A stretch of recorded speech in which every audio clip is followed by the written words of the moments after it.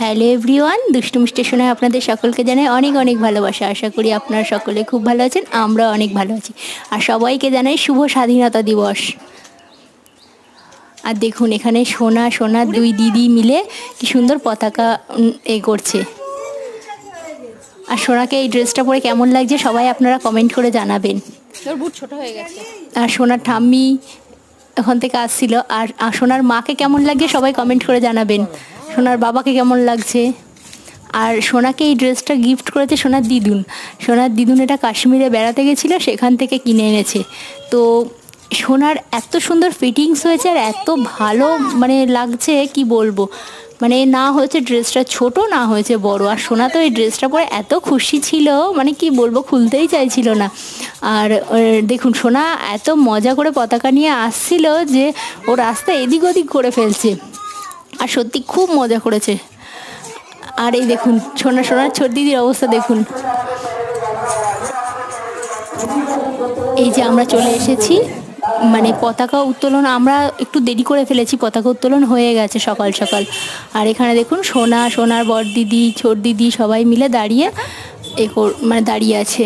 আর এটা হলো সোনা আমাদের বাড়ির পাশেই চাম্পাহাটি জুনিয়র স্টাফ ক্লাব বলে, এখানে সোনার বাবা হলো সদস্য।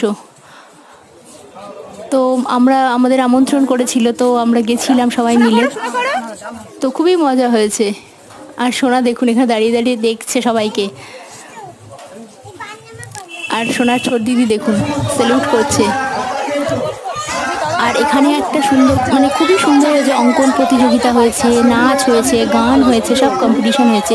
তো সোনার বড় দিদি এখানে অঙ্কন প্রতিযোগিতায় নাম দিয়েছিল, তো অঙ্কন প্রতিযোগিতা করেছে। আর এখানে দেখুন ভেতরে এরা তো এত ছোট, এরা তো কোনো প্রতিযোগিতা করতেই পারবে না, তাই জন্য এরা দুজনে ভেতরে বসে বসে খেলা করছে। আর দেখুন কত স্টুডেন্ট দেখুন অঙ্কন প্রতিযোগিতায় নাম দিয়েছে, আর তাদের গার্জিয়ানরা বসে আছে।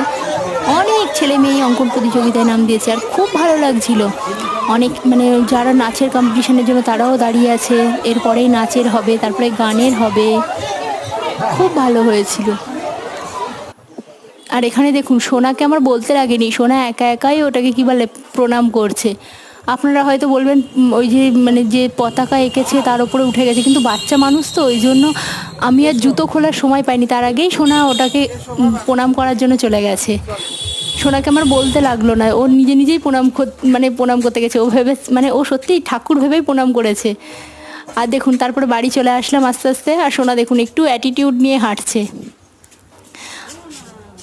সোনাকে কেমন লাগছে সবাই কমেন্ট করে জানাবেন, আর সবটা কেমন লেগেছে সবাই কমেন্ট করে